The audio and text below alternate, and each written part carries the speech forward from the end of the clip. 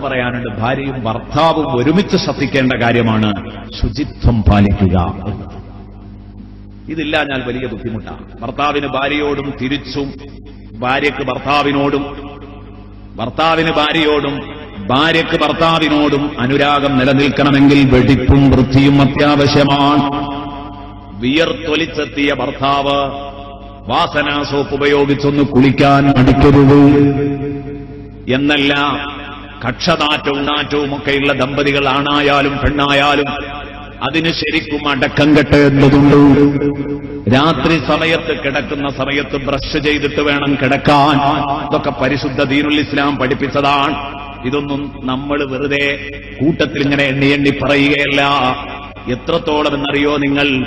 ഒരാളുടെ വായു നാറിയാൽ, ഒരാളുടെ ശരീരത്തിൽ നിന്ന് വെറുക്കപ്പെട്ട നാറ്റങ്ങളുണ്ടെങ്കിൽ മറ്റേയാളതൊരു പക്ഷേ വിളിച്ചു പറയണമെന്നില്ല.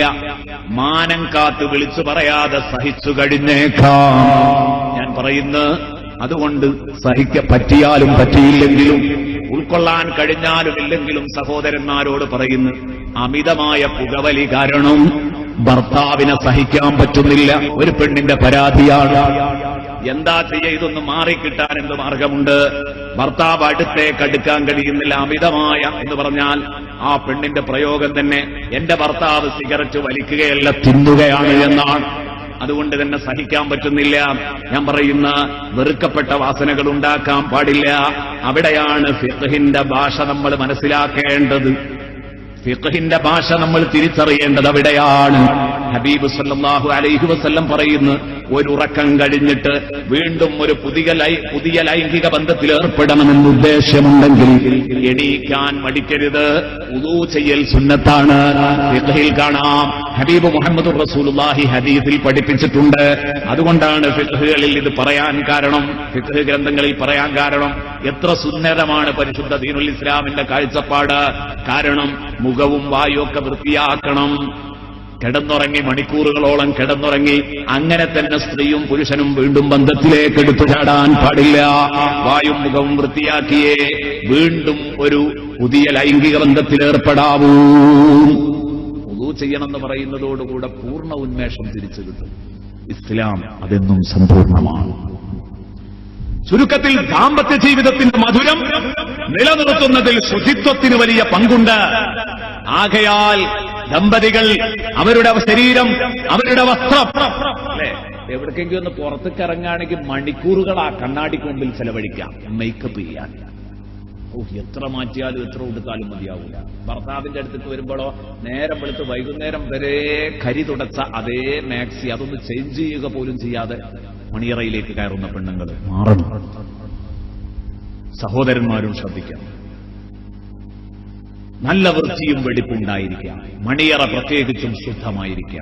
ശുദ്ധമായ വായു, ശുദ്ധമായ വസ്ത്രം, ശുദ്ധമായ പാർപ്പിടം, ഇതൊക്കെ ഒരു മനുഷ്യനെ സംബന്ധിച്ചിടത്തോളം ഇമാം ഷാഫി റളിയല്ലാഹു അൻഹു പറഞ്ഞില്ലേ, മൻ നദഫ സൗബുഹു ഖല്ല ഹമ്മുഹു വമൻ താബ റീഹുഹു സാദ അഖ്ലുഹു. ഇമാം ഷാഫി റളിയല്ലാഹു അൻഹു പറഞ്ഞു, ഒരാളുടെ വസ്ത്രം ക്ലീനാണെങ്കിൽ ഖല്ല ഹമ്മുഹു, ടെൻഷൻ കുറയും. വസ്ത്രം നല്ല വൃത്തിയുള്ള വസ്ത്രമാണെങ്കിൽ ടെൻഷൻ കുറയും. അലക്കാതെ, ഇസ്തിരിയിടാതെ, ഇസ്തിരിയൊന്നും, ഇസ്തിരിപ്പെട്ടി, അയൺപെട്ടി എന്ന് പറയുന്ന, ഒരിക്കലും ഞാൻ പറയുന്ന ഇസ്തിരിപ്പെട്ടി ഇത് ഒരിക്കലും ഏതല്ല, ഒരലങ്കാരമല്ല, അതൊരു അവശ്യ വസ്തുവാണ്. വീട്ടിലുണ്ടായിരിക്കണം.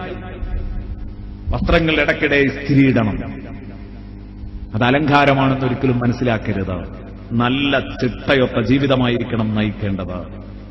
പല വീടുകളിലും കയറിയാൽ കാർപ്പറ്റുകൾ നാറുന്ന വീടുകള്, ബെഡ്ഷീറ്റുകൾ നാറുന്ന വീടുകള്. ഞാൻ പറയുന്നു, ഇതിലേറ്റവും വലിയ പങ്കെന്റെ പ്രിയപ്പെട്ട സഹോദരിമാരെ നിങ്ങൾക്കാണ്. കാരണം നല്ല പെണ്ണുള്ള വീടാണെങ്കിൽ ആ വീടും പരിസരവും വീടിന്റെ ബെഡ്റൂമും എല്ലാം കണ്ടാൽ പെട്ടെന്ന് മനസ്സിലാക്കാൻ കഴിയും. ശ്വാസോച്ഛ്വാസം പോലും പ്രയാസപ്പെടുന്ന വീടുകളുണ്ട്. കയറിയാൽ അവിടുന്ന് ഇറങ്ങിക്കിട്ടിയാൽ മതിയായിരുന്നു എന്ന് ആലോചിക്കുന്ന പുരകള്, ഇനിയൊരിക്കലും ഇങ്ങോട്ട് ക്ഷണിക്കപ്പെട്ടില്ലെങ്കിൽ എന്ന് ആലോചിക്കുന്ന വീടുകള് ഉണ്ടാവാൻ പാടില്ല. നല്ല അന്തരീക്ഷമായിരിക്കണം ഉണ്ടാവേണ്ടത്.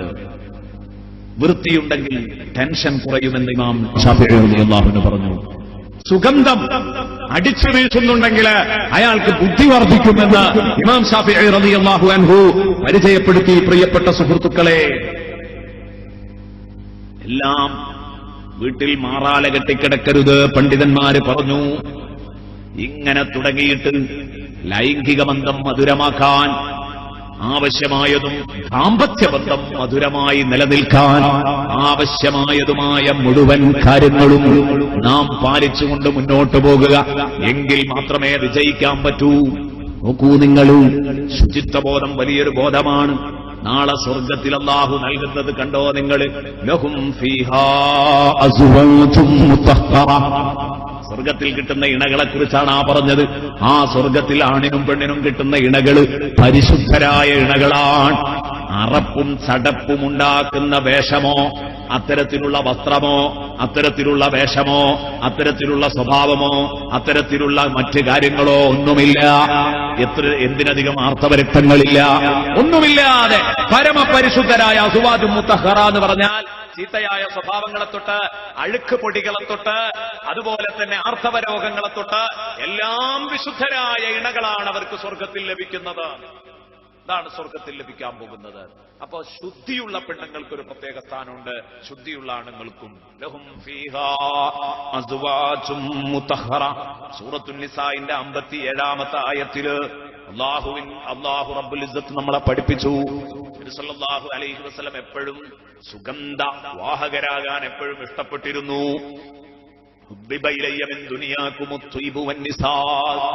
ഹബീബ് സല്ലല്ലാഹു അലൈഹി വസല്ലമ തങ്ങൾ പറഞ്ഞതാണ്, എന്ത് സുഗന്ധം എനിക്ക് എന്റെ ജീവിതത്തിൽ ഏറ്റവും ഇഷ്ടപ്പെട്ട സംഗതിയാണ്. അവകാശങ്ങൾ നിഷേധിക്കപ്പെടുന്ന സഹോദരിമാർക്ക് വേണ്ടി ശബ്ദിക്കൽ എന്റെ ജീവിതത്തിലെ ഏറ്റവും വലിയ ഇഷ്ടമുള്ള കാര്യമാണ്, എന്റെ ഹോബിയാണ് എന്ന് സയ്യിദുനാ റസൂലുള്ളാഹി സ്വല്ലല്ലാഹു അലൈഹി വസല്ലമ